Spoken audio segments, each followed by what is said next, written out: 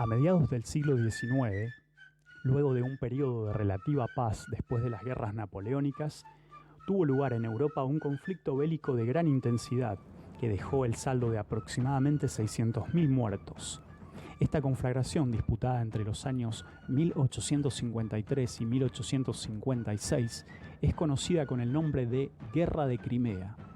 conflicto que estalló por el juego de intereses y poderes de imperios que recelaban unos de otros y que, entre otras tácticas de sus estrategias, aplicaban la llamada diplomacia de las cañoneras, entre el Imperio Otomano, por esta época en decadencia, y el Imperio Ruso del zar Alejandro I en ascenso expansionista, en el cual también intervienen en favor del primero la Inglaterra victoriana del primer ministro Lord Palmerston y la Francia de Napoleón III. Esta guerra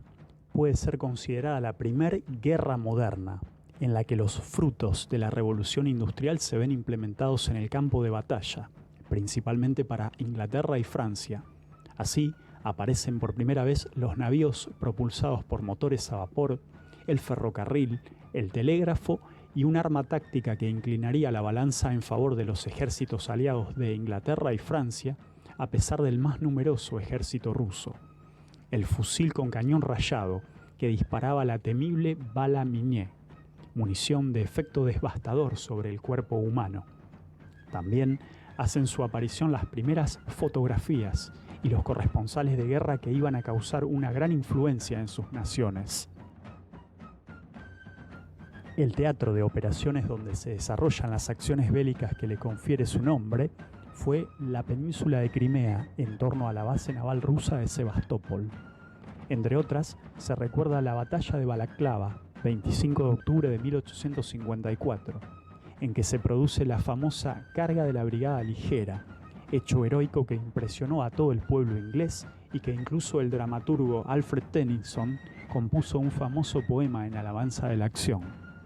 lo que hizo que en esta guerra confluyeran la modernidad con sus avances propios de la ciencia y la técnica y el romanticismo. También el gran escritor ruso León Tolstoy, autor de La Guerra y la Paz, a la edad de 26 años,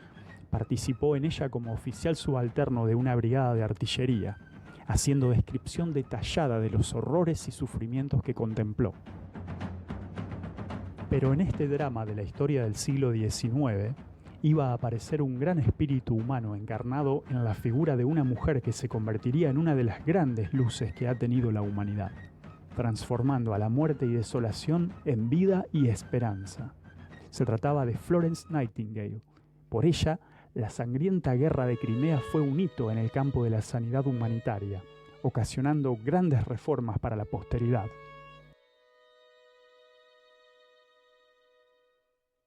Nacida en Florencia, Italia, el 12 de mayo de 1820 en el seno de una familia británica de clase alta, recibió el nombre de su ciudad natal, en aquel entonces capital del Ducado de Toscana. Desde muy joven afirmó sentirse llamada por Dios a servir a los demás,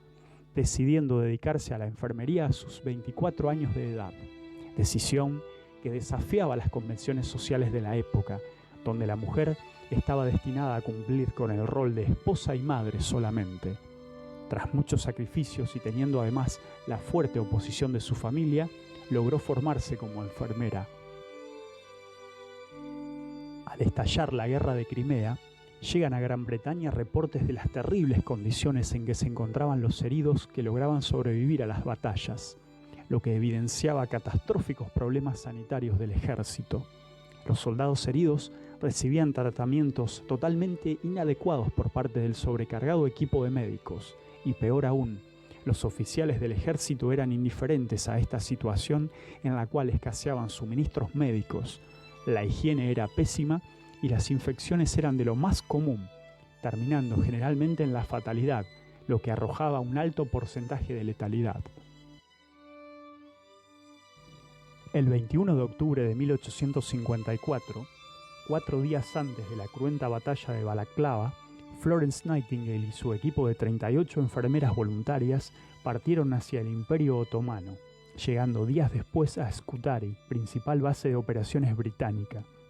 A su llegada, el panorama era desolador: hospitales desbordados de heridos moribundos, enfermos afectados no solo por las heridas de combate, sino también por el cólera y la disentería, también el tifus y la fiebre tifoidea, pues no se contaba con el equipamiento apropiado ni siquiera para procesar alimentos a los pacientes. Las muertes se contaban de a miles. Pero ese escenario caótico no derribó su ánimo y rápidamente comenzó a implementar cambios en los hospitales. Así, exigió la realización de obras de desagüe sanitario, de limpieza de los vertederos y de ventilación. Implementó cambios constantes de camas y mantas, comida preparada cuidadosamente y servida a horarios regulares a los pacientes. Cambió el diseño de los hospitales de modo que, de a poco, comenzaron a mejorar las condiciones sanitarias y la mortalidad comenzó a bajar rápidamente, a tal punto que de un 42% de letalidad consiguió reducirla a un 2%. Pero no solo fueron sus innovadoras acciones de cambio en la infraestructura sanitaria que hicieron de Florence Nightingale una figura humana excelsa. Si lo fue, se debió también a su profundo amor humanitario. En ella, el amor al prójimo y la entrega hacia el otro eran acción real y no meras palabras de pensamiento. Fue entonces cuando los sufrientes soldados la bautizaron como el ángel de los campos de batalla o la dama de la lámpara, y llegaron a decir: se besa su sombra cuando pasa. Florence Nightingale es considerada hoy por todo ello como precursora de la enfermería profesional moderna y creadora del primer modelo conceptual de enfermería. Pero también fue la primera en integrar el ejercicio de esa profesión con las matemáticas y la estadística, aplicándolas a la epidemiología y estadística sanitaria, tanto de hospitales civiles como militares. Su obra fue también una inspiración para la posterior creación de la Cruz Roja y la Convención de Ginebra, siendo también una gran exponente del feminismo inglés e inspiración para la literatura y la pintura. Falleció en Londres mientras dormía en su habitación un 13 de agosto de 1910, hace 110 años atrás, a los 90 años de edad.